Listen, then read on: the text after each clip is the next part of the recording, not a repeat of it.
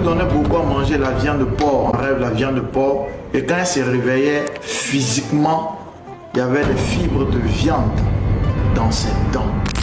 Elle fait un son dans le son, on vient de lui donner une viande comme ça à manger. Et la viande était un peu fraîche, c'était bizarre.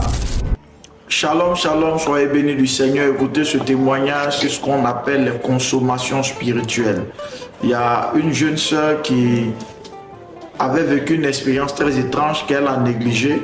Comment ça se passe? Ou qu'est-ce qui s'est passé du moins? On lui donnait beaucoup à manger la viande de porc, en rêve la viande de porc. Et quand elle se réveillait physiquement, il y avait des fibres de viande dans ses dents. C'est-à-dire que le processus de l'initiation était engagé. Retenez déjà cette première partie. Il y a une seconde qui n'est pas apparentée à la première, qui elle aussi, je l'ai connue, elle, on lui donnait beaucoup aussi à manger en rêve. On lui donnait du riz au gras, du riz au gras. Quand elle se réveillait physiquement, il y avait de l'huile sur la bouche et elle se sentait rassasiée.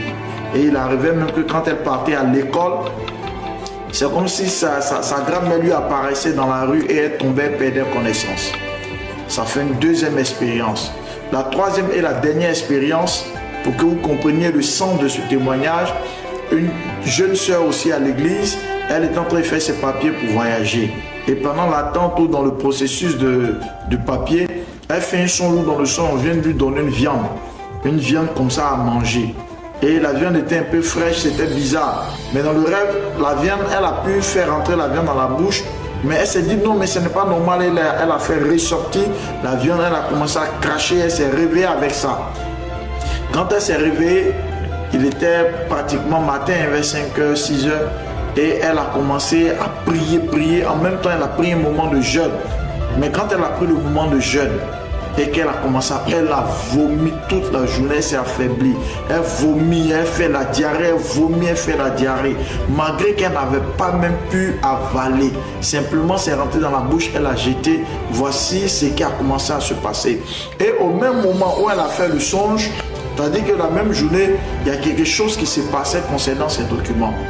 Et son oncle, qui était censé lui envoyer ces documents comment dirais-je, comme un colis, a dit que même le matin, parce qu'il devait aller très tôt, le matin, quand il s'est réveillé, il n'a plus trouvé le document. C'est comme si le document a disparu pendant que le document était juste sur la table. Il a gardé, il a cherché, n'a pas pu. C'est au lendemain qu'il a retrouvé le document, mais lui-même l'oncle a trouvé que c'était mystérieux. Or, ce matin où il ne trouvait pas le document, c'est le matin où elle s'est réveillée, ayant vu ce rêve où on lui a donné à manger en rêve. Et c'est là que son pasteur a lui dit que certainement cette viande que tu as mangée, le but c'était de bloquer tes papiers pour faire échouer ton voyage. Waouh! Qu'est-ce qu'on doit retenir? Vous savez, les deux premiers témoignages que j'ai évoqués, pas d'initiation à la sorcellerie.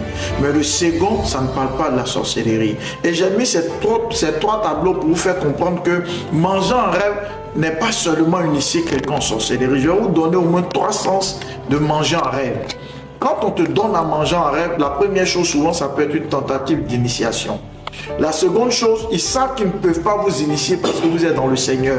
Donc ce qu'ils vous donnent à manger, c'est dans le but de vous alourdir spirituellement. Et quand souvent vous mangez beaucoup en rêve, vous avez des difficultés à prier, vous devenez paresseux dans les choses de Dieu, vous devenez paresseux dans la lecture de la parole de Dieu.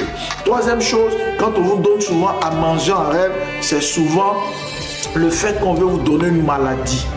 Pas une initiation, pas forcément vous alourdir dans la prière, mais on veut vous rendre malade. Il y a une maladie qu'on veut vous communiquer au travers de la nourriture. Et quatrième point, on peut vous donner à manger comme le cas de la fille, le dernier exemple, où ça peut être un blocage qu'on veut mettre dans votre vie. Donc tout n'est pas sorcellerie. Mais ce qui est plus judicieux, quand vous mangez en rêve, il faut que vous priez pour détruire cela. Parce que manger en rêve, c'est très dangereux. C'est par la nourriture que Satan a eu Adam et Ève. Donc quand tu rêves et qu'on a accès à toi dans le thème de la nourriture, c'est dangereux. Priez, brisez cela parce que le diable peut vous avoir. Que Dieu vous bénisse et écrivez votre témoignage.